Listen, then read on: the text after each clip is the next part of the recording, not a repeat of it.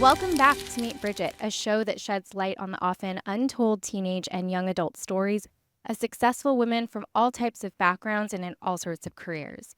This show is an extension of our confidence coaching service for young women. I'm Kashia, and I co-host the show alongside my best friend, Bridget founder, Asha Gabriel. We are currently in our 4th season, and over the last several years, we've had the opportunity to sit down with so many incredible women who are redefining success on their own terms and sharing how they've navigated through life along the way. Today, I'm sitting down with the incredible Lauren Plunk, the founder of Alchemiss. Lauren has offered CPG consulting and brand strategy services to Better For You health and wellness startups for over 4 years.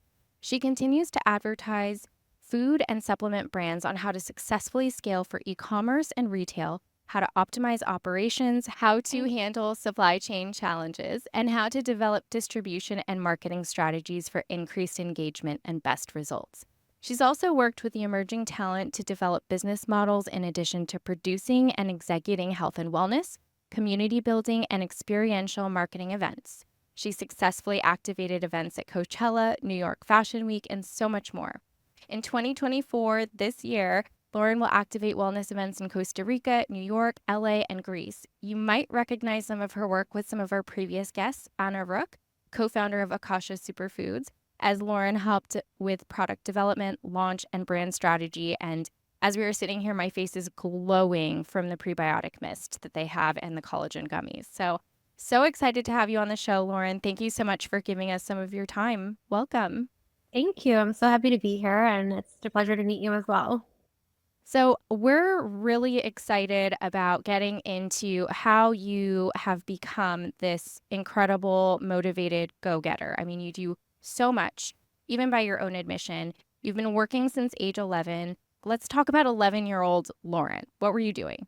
So when I was 11 years old, I had a unique opportunity come across. My mom had a very close friend that bought a tanning salon, and so I was always really intrigued by working, and I always would ask my mom, like, "Can I go to work? Like, I really want to make money," even just from such a young age. So she was able to set up an opportunity for me to be able to get dropped off at the tanning salon after school, and I would just help out for a few hours, obviously a little bit under the table, but just helping the staff that was working there and really getting to know kind of the operations of the business. And I was cleaning tanning beds, and I was able to help check in guests, and the same clients would come in and I would build relationships with them. They thought it was so funny and cool that I would be there. And some of them would even wait till come during the time that I would be there. So it was definitely a really cool experience, and it fueled my love for I think working and to really building relationships with people. Yeah, I can see that. I mean, it comes across in your work and in just even talking to you, the warmth in your personality. I think it would be so cute to walk into a tanning salon and see an 11-year-old who's just so self-assured. Did you always feel Yeah. so confident when you were working? Were you just always an extrovert? You just always were fascinated by this? I wouldn't even consider myself an extrovert. I'm actually very shy. This is only the third time that I've spoken about my story online. So, I wouldn't consider myself an extrovert, but I definitely love to challenge myself. I've always had a passion for like self-development, and I do believe putting myself out there and challenging myself always has served me. So I do think that at that such a young age that I learned that and was able to kind of grow on it and stack on top of it. And yeah, I like a challenge. So yeah, I think that that had a lot to do with it and continues to today. It sounds like your parents were really encouraging as well. I love that your mom was like, "Yeah, let's just do it," and she figured out an opportunity for you. Yeah, absolutely. I will say that my parents were much older when they had me. I'm the last of three other siblings. So I'm the fourth, and they're all half siblings. So I do believe that just the chapter that my parents were in life when they had me was a chapter where they were able to be supportive and really pour into like my goals and my passions and things that fulfilled me. And I'm really, really grateful for that. Oh, that's wonderful. Are you from Florida originally? Yes, it's a small town outside of Tampa called Plant City, which is the strawberry capital of the world. Was born and raised and moved to the city, Tampa, when I was 23. Oh man. Um, by the way, what a perfect and apropos name, Plant City. And then you go into like these health and wellness brands. Does We're that straight that from the doesn't have plants. anything to do with it's just ironic. No. Or A just lot a of farmland, coincidence, a I lot mean. of plants. Yes. Well, okay, so you graduated high school in 3 years, which is incredibly impressive. And you had a 4.7 GPA, and then you went immediately into working and supporting yourself. What motivated you? Like, you were just already in such a work mindset. Was there something driving this where you were like, I need to do this, or was it more of an I want and I enjoy? I will say a little bit of both. I have always felt older than what I was at the time. So even working at 11, it matured me a lot faster. And so I did have this like drive to be able to like get to college. And I do feel like at some point I rushed my high school experience, but at the same time, I really didn't find that the community at my school and the opportunities that were given to me or that were presented to me were really serving me and my growth. So I really, really, really could not wait to start the next chapter of my life, which I believed was college. Mhm. I so desperately wanted to go to college and be like a sorority girl so that I could find my group, my crew. I kind of bit myself in the butt there because I graduated so early that I was only 17. The entire time going through school, I have a birthday that is October. So I was actually held back the first year. I didn't meet the cutoff time. So I had to wait a whole nother year to start preschool and kindergarten, fall babies, right? And so I was Yeah. always the oldest in my class. And I had like a little bit of an insecurity about that. And I wanted to get my life started. I didn't want to be 18, almost turning 19, graduating high school and not have had any college experience yet. So I strived to really get out of high school and start my college experience. But because I was so young, after only 3 years of high school, I wasn't allowed to go to university simply because I wasn't an adult yet. And so I started at a community college. I'd already when I graduated high school, I already had about half a year completed in college credits. I think I had like 14 or almost 20 college credits. And so I went to my local community college, and from there, I just kind of got stuck. I ended up, entering the workforce right at 18, making a lot of money, and I continued to go through school, but I just didn't have that aspiration to like go to college and kind of enjoy my college time with friends Experience. and yeah, the experience of the college student. I was like, oh no, like I know how to make money. Like I can just get my college experience here and continue to make money and build what I want to build. So yeah, I think it's a little bit of both. Like I feel fulfilled when I am creating and especially in my professional life. And I'm really grateful for that. But I do at some points think that I like rushed through my high school experience and then ultimately didn't have the college experience, which was one of the reasons that I was trying to rush my high school experience. I mean, it's such a double-edged sword, though. I can totally relate to that feeling of not so much not fitting in because, I was pretty adaptable as a teen and everything, but you just feel different from your peers. Like when you feel older than Yeah. you are and you feel like there's not somebody to really connect with and the relationships that you're developing aren't ones that last per se. Did you have, like, any friends or, close family, like, cheering you on during this time, or you're just kind of taking it on all independently? That's a good question. I have one friend that I met in the second grade, and she was my best friend growing up.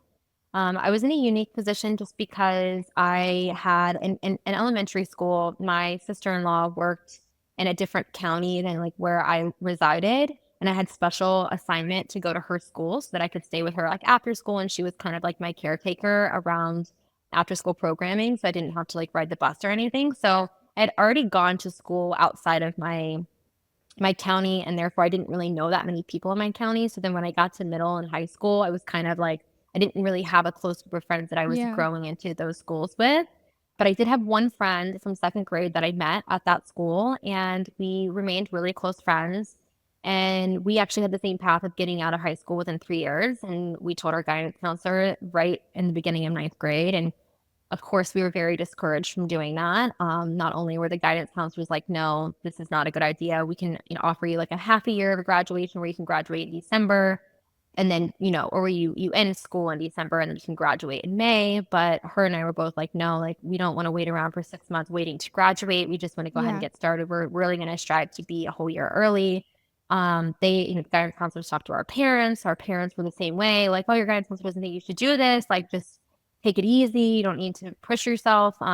And just said, nope, I think I'm gonna still go for it as long as I have my credits. I am able to graduate, so I'm gonna try. Yeah. So I didn't really have a lot of support. And then midway through my ninth grade year, my best friend Emily, who I met in second grade, got diagnosed with cancer. It was a pediatric cancer. So she had a choice to either go to Texas or New York for her treatment. It was the only two doctors that could help treat her type of cancer. And she chose New York. So she left to move to New York for over the next 3 years. And I just completed my course along the way and spent my summers in New York hanging out with her and felt very isolated and alone during the process. But I feel like I used it in the best way possible to make sure that it was like something that I truly wanted for myself. And I pushed myself for that, even though I didn't have the support of my peers and my family at the time. Yeah. Wow. What an incredible situation. It is very, very unique because it's so spread out. And I think one of the unique factors is that you are so self-motivated. So a lot of teens wouldn't necessarily have the same inclination to keep pushing through like that feeling of loneliness or isolation.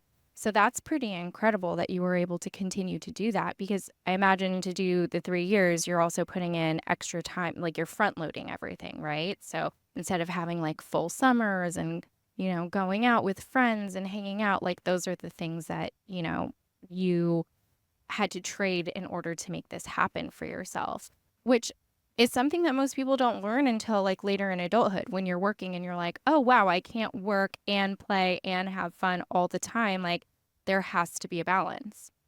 Did your friend end up being okay? She did. She was Okay. able to go into remission. She's still with us. There were a couple of which she cut back from her treatment. I feel like there was a little misalignment just because she had not been able to experience her teenhood like the rest of us. So we ended up parting ways, but she is healthy and safe, That's and we're great. really, really grateful for that. Yeah, That's thank you for great. asking. Yeah, what an impactful, part of your journey though, because our friends and the people we surround ourselves with certainly, drive who we are. And I think to have her early on in the beginning was probably so, if not influential, then at least, that was the one thing that felt supportive to you at the time.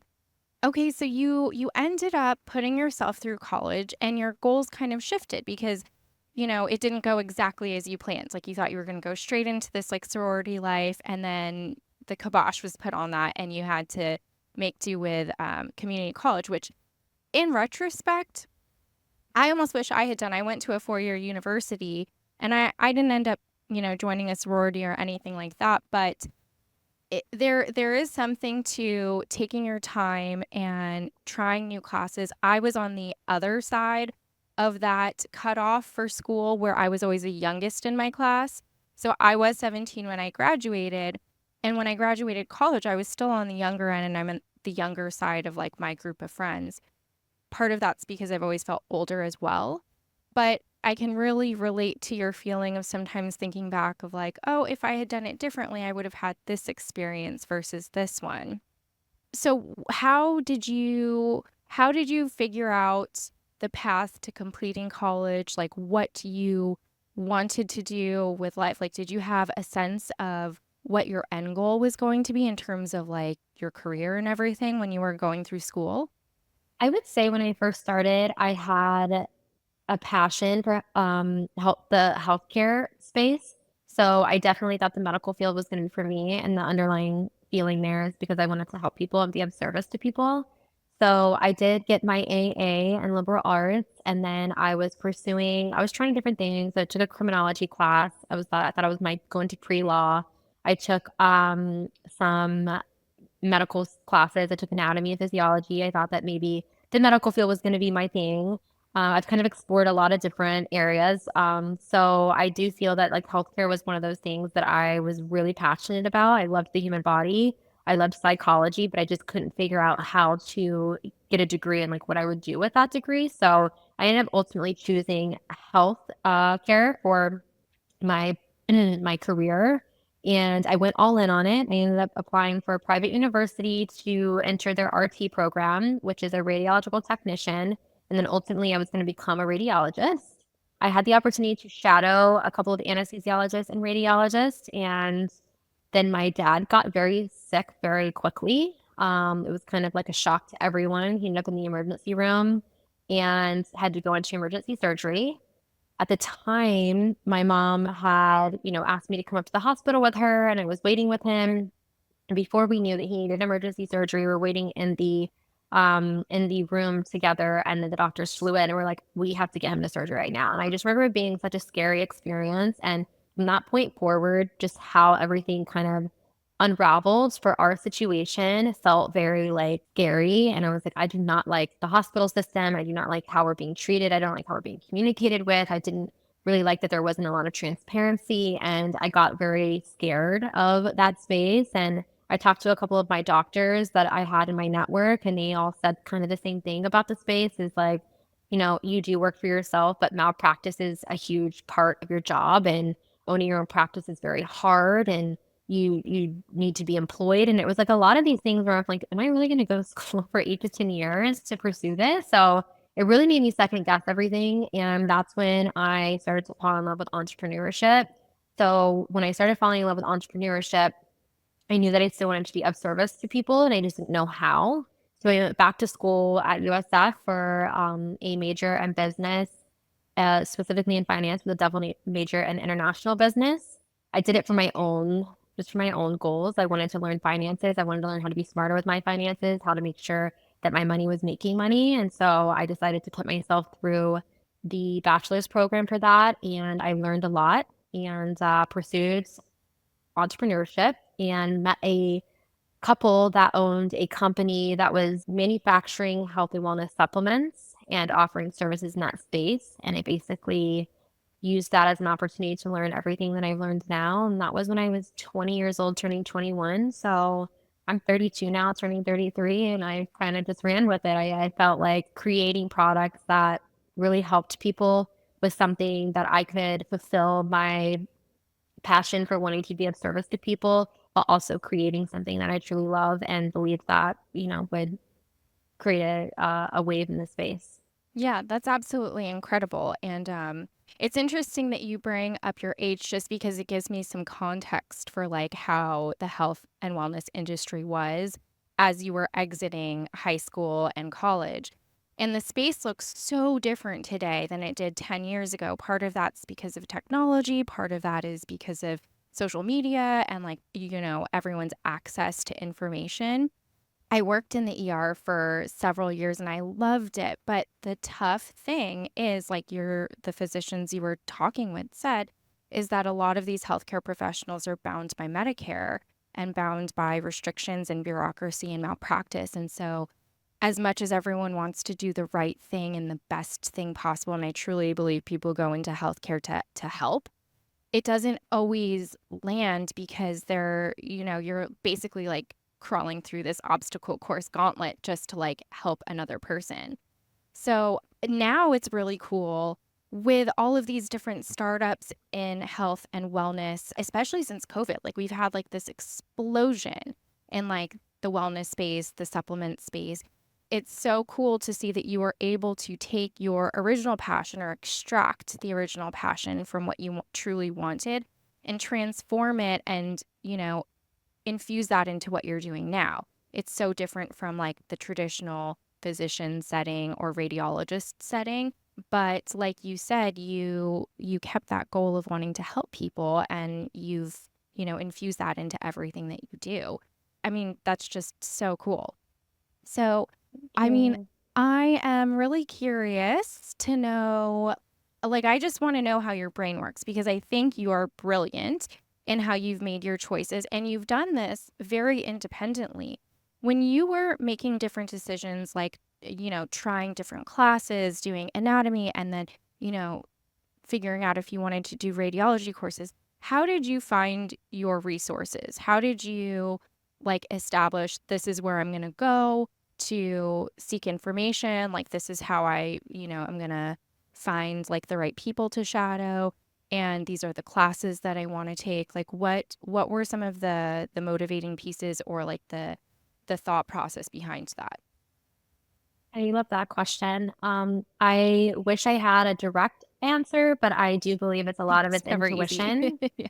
It's never easy. There is a thought process, and the thought process that I use that I've been able to identify now that I not did not necessarily know that I was doing when I was making those decisions is that I was leaning into my intuition, and I really broke it down as like, what feeling am I chasing? When something didn't feel good to me, whether that was a person that I was seeking mentorship from, or that I was communicating with, or information that I was consuming, if it didn't feel right with me or sit right with me, I would pivot. And I feel like that really served me so that I could find what it was that I was really wanting to feel. At the end of the day, what we want, what we're chasing as the feeling, I feel is like the thing that we should focus the most on. That's how I was able to identify, oh, as long as I am being a service to someone, I don't need to be in front of the camera. Or I don't need to be a radiologist. Or I don't need to be an anesthesiologist. I just need to fulfill this feeling that I am doing a service to people. And I've found a way that I can use my own talents and my own skills and the things that I'm truly interested and passionate about on a day to day basis to basically fulfill that feeling. Yeah. That is how I navigated it. And like I said, I love psychology, but when it came down to the actual business and making money, because I have a really big taste for finer things in life. It's funny that we moved through this without me mentioning this, but in high school, one of my summers, I was the only friend that worked full time over the summer, and I made more money than any of my friends. But of course, they were out and about enjoying their summers, Yeah. like doing their thing. And I missed out on so many experiences, but I like made the most money and I bought the car that I wanted. And I just thought that was the coolest thing ever. And that's what made me happy. So it never felt like a sacrifice.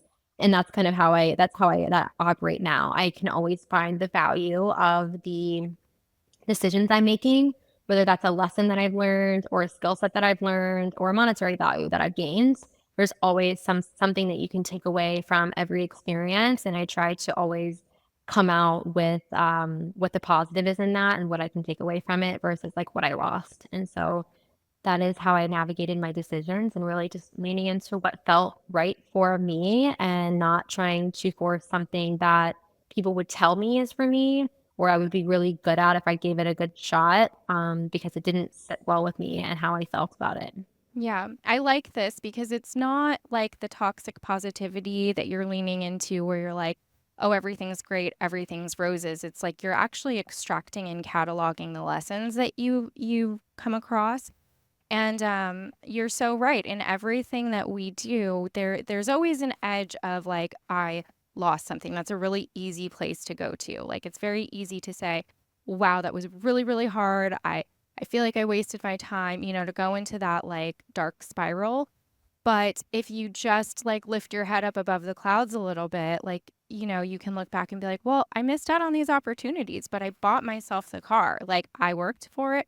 I bought it. I didn't have to lean on something and then to be able to acknowledge that that's what fulfills you, or to be able to like lean into that intuition is a really significant skill. It comes really naturally to some people and not so naturally to others, but it's something everyone has innately. Like we're all animals at the end of the day, unless you believe Yeah. in immaculate conception and No, no, I I won't go definitely into beliefs, believe. but yeah. Yes, yes, I definitely believe that it came natural to me, but it was also kind of like out of survival, Yeah. because I felt so isolated and alone. I felt like the path that best served me was to just always look at the brighter side, and of course, that comes along with being a little vulnerable, sometimes gullible. But the lessons that you learn are data points, and as long as you're not learning the same lesson over and over and over again, I just believe you can take something out of anything that's happened to you and I take a lot of time to reflect. That's a tool that I do Yeah. use, the reflection, because then it gets you in that mindset to reframe situations that have happened to you and say, wow, if that wouldn't have happened, then I wouldn't have XYZ. I mean, 10 out of 10 times. Every time I look back on a situation or something that has happened, I'm like that I couldn't figure out what the lesson was. I look back and I'm like, wow, like this really opened up 10x doors for me in this area. And I'm so grateful for that. And it's hard to identify that in the moment. So I am a big reflector, and I think that's one of the greatest tools that we can use is looking back on situations after we're emotionally removed from it so that we can Mhm. actually identify what the lesson is and what we can learn from it. And nothing is a waste as long as we can take something and learn from it. That's so well said. So well said. What were some of the no's that you heard? Like, what were some of the closed doors that you had to kind of take a step back and like remove yourself from emotionally before you either pivoted or kept pushing through? Yes. So I've always been told that I should be front facing in the camera. I should be an influencer. I should be on podcasts. I should have my own podcast. I should be all these things. And I never felt comfortable doing it. And just because you have the look apart or you have the story or you have these resources that make you a good candidate for that, I never felt like that was what would serve me. I tried a couple of times. I never write something off that easy, but I tried a couple of times and I'm like, this just isn't for me. I'd rather just get behind people who enjoy this and can find the beauty in this and then give my assets and my talent of operations and the organizational support that I can give to them, which is what a lot of creatives are missing. And that's how my brain works the best is analytically and operationally. And so I've been able now to figure out how to use my talent and like my skill set and to support the people who are being front facing. And it works out so well. In fact, it's like worked out better than I could have ever imagined. And even though my entire life I've been told like no one needs that. You just have to make it for yourself. You need to be front facing. You need to start this. You need to be in newsletters. You need to take your pictures, all this stuff. And I'm like, this is not what I want for myself. Right. Yeah. So I've been told that the path that I want to take of being behind the scenes, not being the center of attention was just not really going to get me that far. In fact, it had the complete opposite for me. It's like when I leaned into my superpowers, I was able to really, really flourish. And so that's I would say one of the biggest things that a no has taught me is like, okay, like it's more of like you should be doing this and not what you're doing. And I just totally disagreed. So I'm not very confident in that. Um, Another no, obviously, was being told that I shouldn't graduate, and I love that I graduated as quickly as I did. It was able to like get me to be able to really put myself out there to find new community and start, experiencing in the world outside of high school, especially a small high school in a small minded town. I just had a bigger vision and I felt very boxed in when I would share my vision. So ultimately, I would just kind of keep everything to myself. And I was really looking for that type of companion that I could think about big ideas with and talk about how much I wanted to travel and how many places I wanted to see. And my work career has been quite rocky because I am so passionate and almost everything that I touch. I did fall into certain situations with certain partners that led me down paths that where I was being taken advantage of. I was being misled. I was being lied to. In fact, when I was 25 years old, one of the companies I was working with had stolen over $100,000 from me. And I worked through that by really figuring out what the lesson was. I held on to that for so long, thinking like, oh no, I'll keep fighting for this. It's my money. I deserve it. But really, ultimately, what I needed as a person was to let it go and to Yeah. move on and to start rebuilding and take the lesson for what it was. So I will say that I had a lot of manipulation in my life. And again, if you just lean into your intuition and knowing what feels good in your body, and if something in your stomach or in your gut and your throat are telling you this is not for you, this is not how things should be, whether that's in profession or in relationships and friendships, and really anywhere, being in certain circumstances where you travel, listen to it because it's your intuition and your body's telling you like you're not safe here and this isn't made for you. So keep it Yeah. moving and pivot as quickly as possible. Yeah. I mean, if you can, because sometimes these lessons are so essential and they really, you extract this wisdom and this knowledge from it, but it's so painful when you're going through it. I mean, God, Yeah. that amount of money is not for the faint of heart, but it's incredible to see and to hear that these things do happen and there is another side to it. Like you come out on the other side if, like you said, you just extract the lesson and you keep going.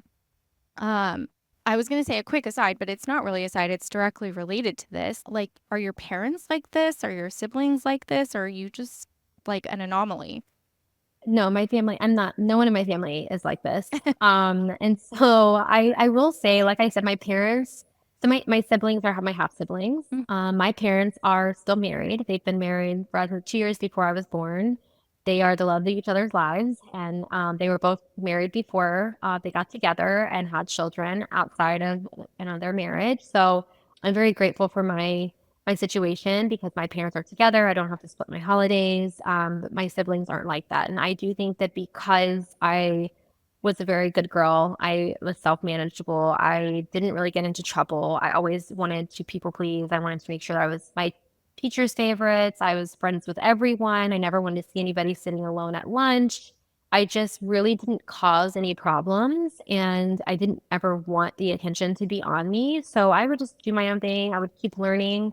I would learn for fun. I would beg my mom to like give me flashcards in the car every time we would take a yeah. trip just so that I could like memorize things. And I think that through that I was able to rechannel it to be able to monetize it and learn how to turn my passions into making money. So I kind of rode that wave. And again, like I didn't really get into trouble that often. So I really didn't Yeah. have a lot going on. And all I did was just keep learning. And I was a little bit of a nerd and I tried to just, yeah, stay in good graces. And Yeah. I just think that my parents were really supportive of everything that I wanted to do. They put me in any sport that I wanted to be in. I learned tons of different sports.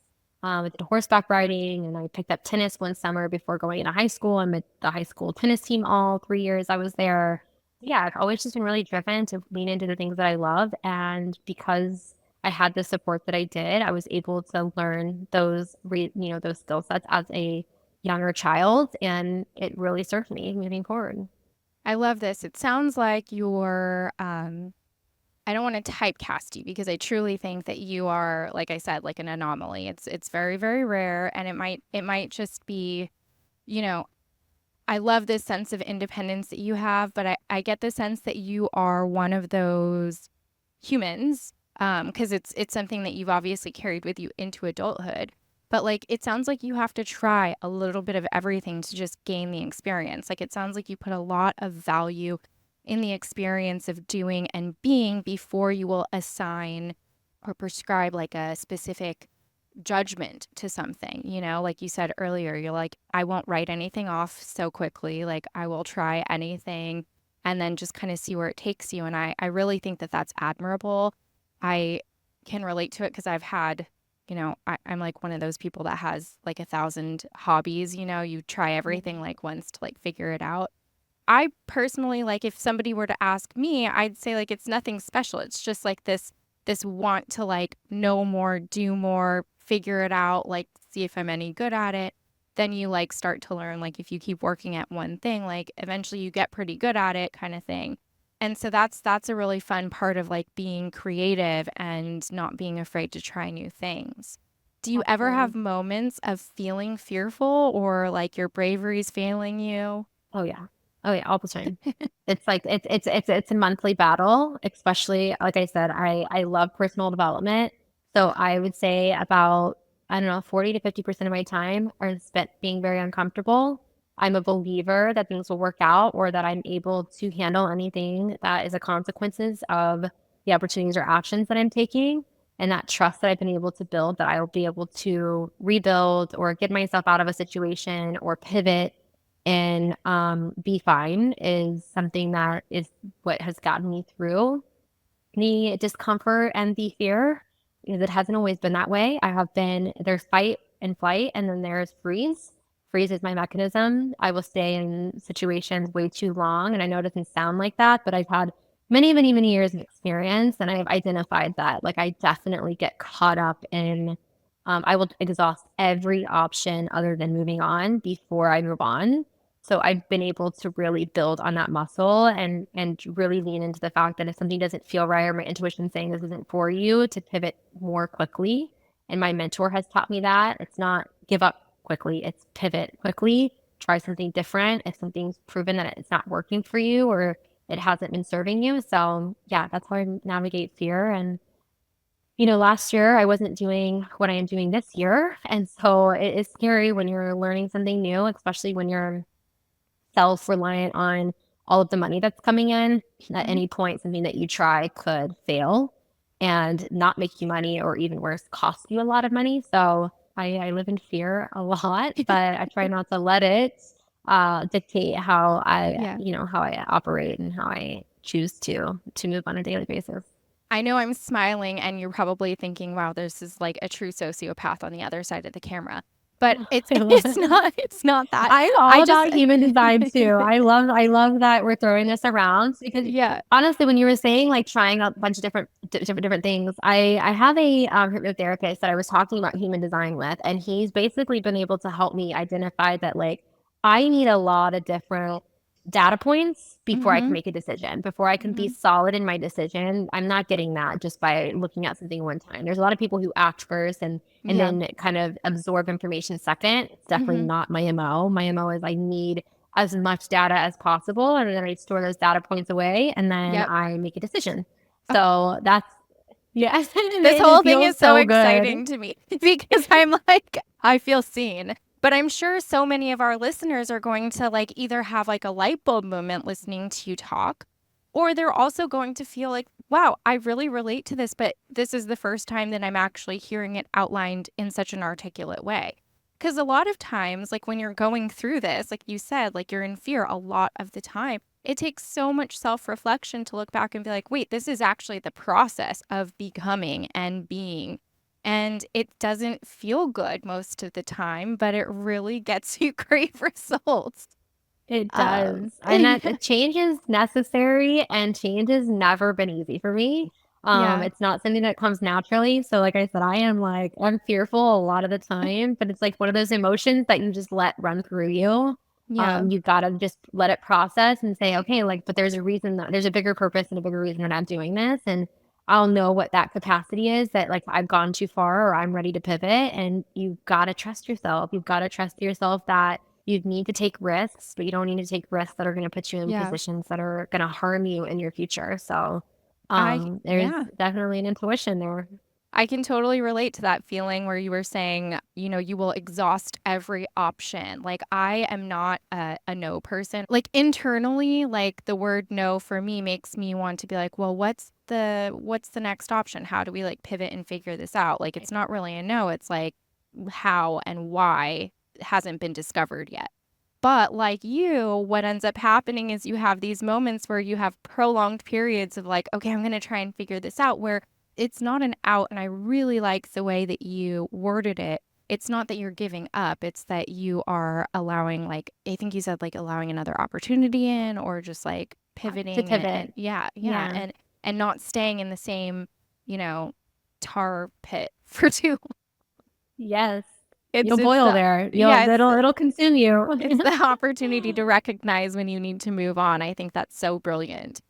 Okay, so you're not doing what you did last year. So I would really love to just dig in a little bit to what you do now. I love the idea of experiential marketing because like I love planning events, right? But like for me, an event is so much more impactful when everything has meaning. It's not just like something you bought off Amazon and you're like, hey, this looks cute. It's like, no, you infuse like all these different aspects to it. So I know nothing about what you do. I'm kind of like thinking that this is where your magic comes in.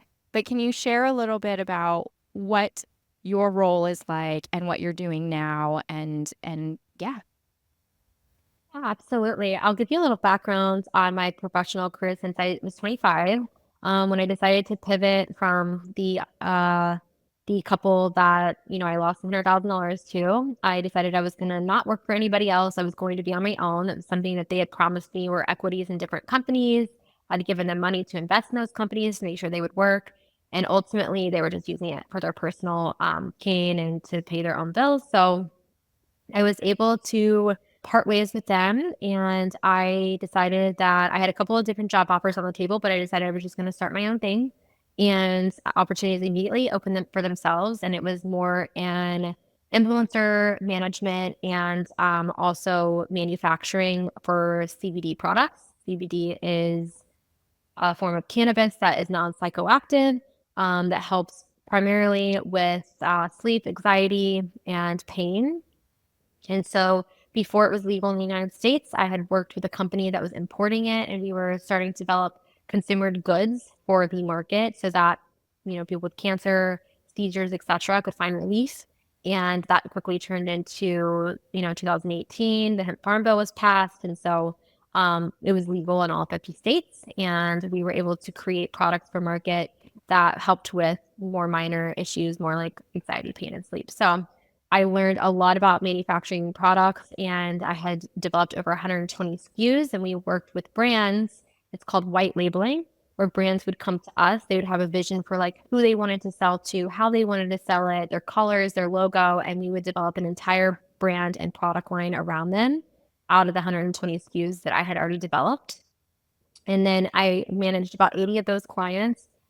And I quickly learned that branding was something that I was super interested in because they were all selling the same products, but some were selling a lot better than others, and others weren't selling at all. And I started to kind of put my data points together because I love collecting data on like why certain brands were selling better than others and how they were doing things differently, even though they were literally the same products, just with a different label and a different message around them. And so then I launched my own CBD brand in 2019, and I self-funded the entire thing, and I developed a line of CBD products under Alchemiss, which was a plant healing brand to begin with, and we focused on herbs and plants that were helping women unlock their inner magic. So quieting the noise, getting back to hormonal health, balancing their hormonal health, sleeping better, and really reducing anxiety and learning the 7 day, the 24-hour, and the 28-day cycle for their hormones. And it was a very informative brand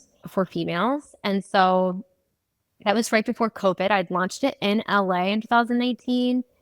The beginning of 2020, I went out there and I was ready to make the move to LA from Tampa, and COVID happened. Yes. And it was quite a wild ride. CBD was already a high risk product just because cannabis can't be sold through banks and stuff like that. So there was a lot of different hurdles, and Alchemist, again, it survived up until August or September, where I decided to pivot. I'm like, this is no longer serving me. The markets are saturated and I need to pivot. So Alchemist then became its evolution, and I was turning 30 years old. And every year I'd spent my birthday in October in a new, beautiful country, learning about new cultures. And I put that into place back when I was 24 because I was working so much and I realized that I wasn't experiencing enough. And so I made a rule for myself that even if I didn't take any other trips throughout the year, that I promised that for my birthday, I would take at least 2 weeks to experience a new country and to make sure that the money that I was working hard for and all the things that I was working towards, I was rewarding myself. So my 30th birthday came and I was like, okay, I really don't want to go anywhere. I was having all this anxiety around Yeah. traveling. And I didn't know what I was doing with my career. It was the first time in my life I didn't know what I was going to do. I had just opened a med spa. I had my CBD brand, Alchemist, closed down for the CBD products.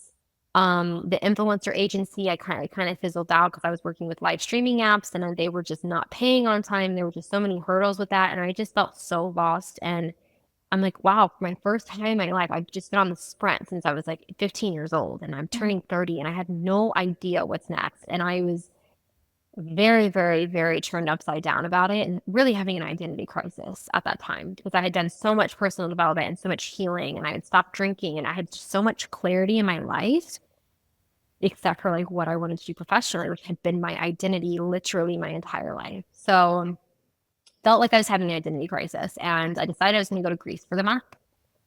And I really prayed before the trip and on the trip. And I said, please just take away everything that's not serving me and please create room and show me what's next for me. Like, this is what I want out of this month is that I really want to let go of what's not serving me. And I really want to create space and clarity for those things that are meant for me. And on that trip, so many things happened. The CEO of the company I was working with as a partner, you know, kind of showed his butt to me and was like really, I was feeling very like not valued. And I already had that intuitive feeling that it wasn't for Mhm. me and that I needed to get away from him. And it just really solidified that for me. And then I got an intro email and, I'm working on the trip and I remember opening my email and it was an intro to Anna about creating a gummy. And I was like, Interesting. Like I obviously am in Greece right now, and so I wrote her back and I'm like, hey, like Anna, I'd love to meet you. I'm really interested in trying to help you develop a product. I am going to be in Greece for the rest of the month. I'll reach back out when I get back to the States. And I hadn't Mhm. been to LA in like a year and a half, almost 2 years at the beginning of COVID. So I like had no intention of going back and I was just kind of over it. But I got back at the end of October, and within the first 2 weeks of November, I was in LA and I ran into Anna at a workout event. Anna is the co-founder of Akasha Superfoods. So we went to Erewhon after our the workout that I met her at, and we just nerded out about all things health and wellness, about the different ingredients in the market that we were interested in, and about health and wellness just in general. And it was like an immediate click with each other. Like Yeah. I lived across the country. I lived in Florida, she lived in California. I already had a hard time making friends and like holding space in my life for relationships. But Anna Mhm. and I, from that weekend forward, would call each other every week and we would like dive into her business. And I immediately got on her project of creating a gummy for her. And I didn't know how I was going to make money out of it. I didn't know what it would lead to, but leaned into it and met her co-founder. And one day we got on the phone to talk about the gummy, just get some updates. And we talked for 8 hours on the phone. And I went through all the different elements of her business. And I called my mentor up and I said, oh my God, I haven't felt this fired up about something ever, like literally ever. Yeah. Like I know I can help Akasha. I know I can help Anna. Like I am Yeah. fired up about this. And he goes, ask if you can help. And I'm like, really? Like I should just be like, I don't have any experience in that. Like I know what I'm talking about from my own experiences, but like I don't have a business. I don't, Mhm. who am I to be a consultant to somebody, right? And he said, just ask if you can help pro bono. I'm like, okay. So I pitched it to her and she goes, yes, immediately, yes. And I met her co-founder and we kicked off and I started to create the assets for, what I thought they would need as a company, as if I kind of put myself in their shoes and like, what would I do if I were the owner of this company? And I gave a couple of different resources to them. And then we really focused on how we could scale. And her co-founder, Alex, had given me a goal. I always ask the founders what their goals are. A long-term goal of being able to be full-time at the business at Akasha. He was at a full-time RN at the time, and he wanted to work on the business full-time. And like Anna did, Anna was a full-time, but she, didn't have as many bills, and she was able to kind of scrap it together. So his goal was to become full-time. And he told me, I know it's going to be a long-term goal, but that's where I want to get. And I'm like, cool.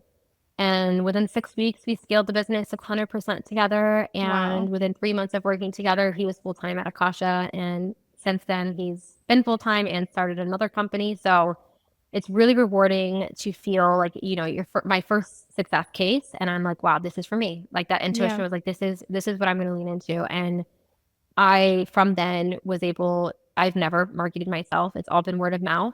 Anna, of course, because of the success, was able to give so many recommendations to her network. And I started to build my consulting business, which I consult brands in the health and wellness space to be able to sell more effectively and efficiently online and on retail shelves. And that business grew. And then I'm like, okay, well, this is exchanging my time for money. So the more clients I have, the more time I spend talking to them, but there's really no way to make any money outside of just a consulting fee. So then I started developing products for clients and pitching them ideas and being like, hey, like we should create you a skincare line or we should create another SKU. And then I have, 100+ different manufacturers across the country where I would take these ideas to and be like, hey, can you give me a price on what this would cost? And then I would, work in a little profit. And then I would take it back to my clients or to prospects and be like, listen, this is what we can do to create this. And then I can help you market this and I can help you brand it and sell it at that scale. And so it's working both ends on the manufacturing of the products and then bringing those products to market and then consulting the brands on how to sell to their target audiences. And that really worked out great. From there, I met my business partner through Anna, through a network, a content creation. I was visiting LA and she invited me to this content creation day with a couple of her friends. And she's like, I just think that you need to meet this guy. Like, I don't know what it's going to turn into, but I just know you need to meet this guy. I'm like, phenomenal. And he had a brand and we met and it was amazing. And he reached out to Anna, said, can you please connect me with Lauren? And we talked a couple of times via Zoom when I was back in Tampa. And he was like, you think that I probably want you to consult my brand, but really, I think I would love to introduce you to my wife. She has a health and wellness platform, and I just see how you've helped your clients, that you would be a really good fit with her. And as long as you guys get along, I think that you guys should really explore working together. I started building a phenomenal relationship with her name's Sana Blue. She's the founder of SoulSyncBody, which is a health and wellness platform. And we immediately hit it off. And now I have become her business partner. And I am also the CEO of her company, SoulSyncBody. And from there, she kind of asked me if I wanted to take over her brand partnerships. So I started overseeing all of her brand partnerships and kind of representing her as talent as well. And then when we started activating experiences is when I really got in tune with my experiential marketing. My first big activation was at Coachella. We put on a house at Coachella with, I believe, 10 different content creators, and we created a health and wellness home. And I ran that project from start to finish. And it was actually after that weekend when we came back to LA, Donna sat me down. She goes, I didn't even know I needed a CEO, but I'm offering a position. Like, I think that not only should you be a partner in the company, you should be the CEO. And I just fell in love with creating those experiences, especially for the health and wellness space and traditional party Yeah. environments. Yeah. I was sober at the time, and in helping people recover from really hard weekends of, drinking a lot and being out in the desert and being dehydrated. It was so rewarding to see people come to our house and do a workout and then get IV drip therapy and then get Mhm. a cold plunge and then do hyperrise, legs to make sure that their legs felt really good. And everyone just felt so recharged and like just so grounded. And then they obviously enjoyed the concert that night even more. So I just started looking for opportunities to activate these experiences in the health and wellness space for all the major different events that were going on, like F1 and New York Fashion Week. And we started doing community events across the world because Sana has a global audience. She's from the Netherlands. So we went to Vienna and we did a community event there, and we've done the Vogue event in Amsterdam, and we're planning to do Japan events this year, and like I said, Greece. So it's a way to drive community and to really bring health and wellness for people who might feel isolated in a world where maybe not prioritizing your health and wellness is a priority for people, and they get to build community, and a lot of these community members get to be friends beyond it, and it's just very, very rewarding. That's incredible. It's incredible. I wish I could say that it snowballed into itself, but after hearing the trajectory of your journey, like really each one of these moves that you've described has been so deliberate. I think that you've been really, really thoughtful about making choices and extracting the lessons from things, especially, 5, 10 years ago that didn't really serve you, and utilizing those to make every single decision that you make now that much more successful. I love hearing this because not only am I obsessed with Akasha and the products and everything, but you can just see how you and your motivation has really rubbed off on a lot of these other major success stories, and that's phenomenal. Thank you. Yeah, making products in the health and wellness space is like my true passion. Yeah. I love creating products. So the gummies are one of my biggest successes. And then the prebiotic mist is something I developed with the biochemist for the last 10 years. Mhm. It transformed my skin. It wasn't on market until I partnered with Akasha because, again, I like to create products, but I don't like to brand them. I don't like to be locked into one brand. So I like to pair products that I know work with With the companies right and brands that people. I know can sell them. Yeah. Yeah. And the prebiotic was one of those things, and it has completely transformed my skin. And I'm happy that you love them both. Yeah. No, I mean, our audience can't see our skin, but they will get a little taste in like some of our reels and stuff, and they'll be able to see Good. the glow And if you go of to the mist. Akasha Instagram, I think I have like a skin testimony on there, like where my skin was before I Yeah. started using all these products, and then where it is now. And it's people are like, oh my God, that's your skin. Like you must be born with beautiful skin. And I'm like, oh my, it could be further from the truth. I had eczema, I had rosacea, I like broke out in warts, I had acne from head to toe. Like my back was just all scars from all the acne, and definitely wasn't born with good skin, but I'm grateful for it now. Yeah, yeah. I mean, just like everything else, you worked so hard at it. And it Yeah. shows. It shows. Like I said, I love the way that your brain works. I could sit and talk to you for ages. I literally, the second we stop recording, I'm going to brainstorm how we can do something again together. Amazing. Love that. Thank But you. since I can't keep you, I'm going to jump into a really quick fast five, just fun and easy questions to just kind of break up some of the seriousness, and then we'll close our episode out. So, number 1, what is your guilty pleasure? My guilty pleasure is I don't drink coffee or matcha, so I'm an energy drink girly.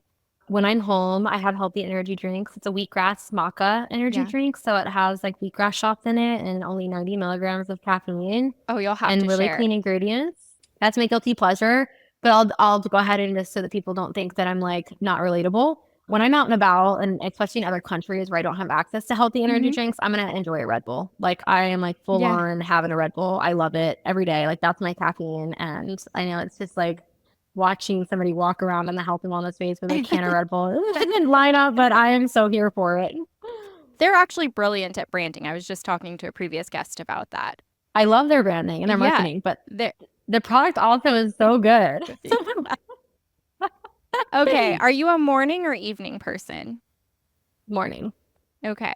I love the sun. Oh, yes, me too. Daily non-negotiable. Walking outside, daily non-negotiable. I like to try to get in at least 7,500 steps a day because I sit on my computer all day. Yeah. So I literally have to force myself to walk. And I have a husky, so he keeps Oh, me on my toes and he demands to be walked at least 3 times a day. So at least it's the biggest life that hack helps me stay having a on track. dog. Yeah. It is. How do you unwind after a long day? I love to either hit the sauna, I have a sauna in my living room, or I honestly, my mentor taught me this. It's like I put like a 30-minute something funny on, like a Seinfeld or something, just to Hmm. kind of like shut my mind off and transition. I used to scroll on social media, but I felt like that would get me wrapped in too long, whereas I'm just like watching a rerun of Seinfeld. It's like funny. I can laugh it off and it transitions my brain from like work to like my personal time. And then from there, I'll like, cook dinner and then I kind of start my evening routine. But like a quick 30-minute funny episode is something that really transitions my mind into from work to personal time. Love that. Love that so much. Okay. This one might be hard. Gummies or the skincare mist?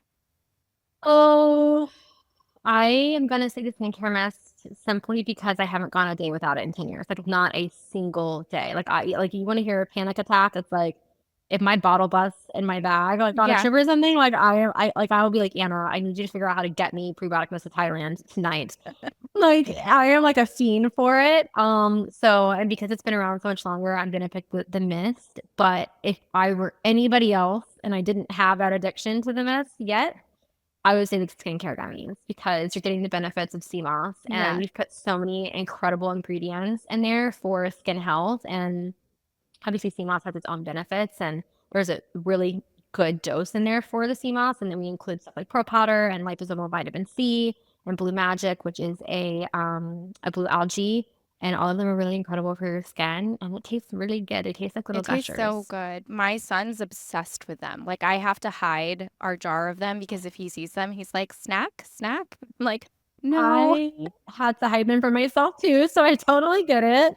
Yeah. I was like, I already had my dose today. Do I need another one?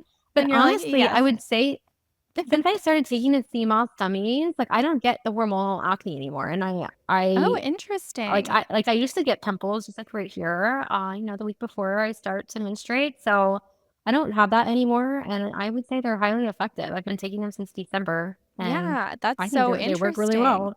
In Chinese medicine, they always say that breakouts right here are linked to the gut.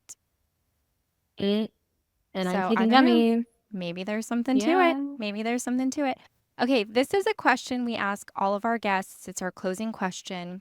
What was one quality you had as a young woman or a teen that you didn't necessarily take pride in or appreciate then, but you look back at now and you're just thrilled that you've been able to carry it through your life? I would say believing that people have good intentions with what they're creating or what they're putting out there.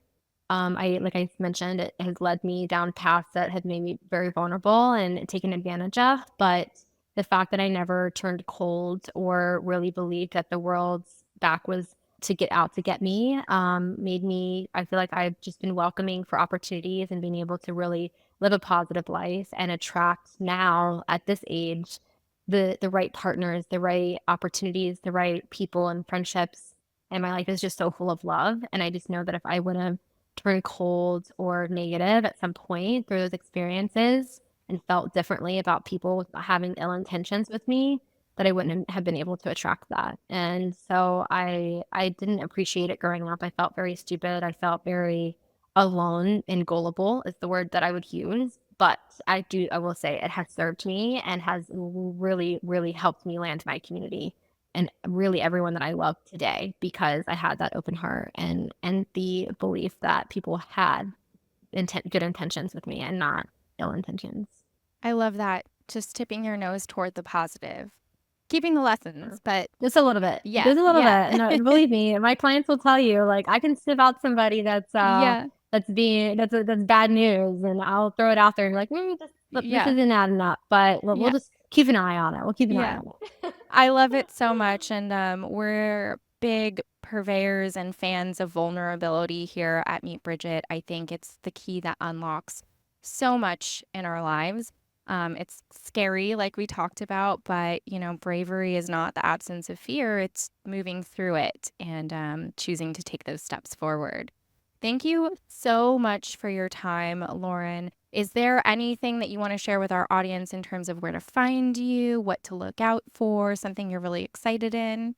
Yeah, absolutely. I'm on LinkedIn, Lauren Plunk. Also on Instagram by Lauren.page.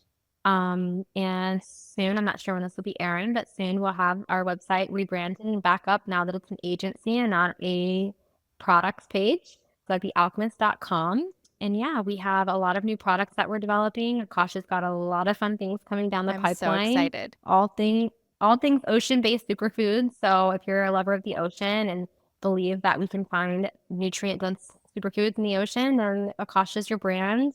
SoulSyncBody has some incredible things coming down the pipeline for this year too, for fitness and nutrition. And yeah, we have some experiences that are going to be going live. So you can find what I'm up to on my Instagram or my LinkedIn. So exciting. Thank you so much. We'll link everything in our show notes. And it has been such a pleasure. It's been a pleasure. Thank you for having me. Of course. All right. Until next time.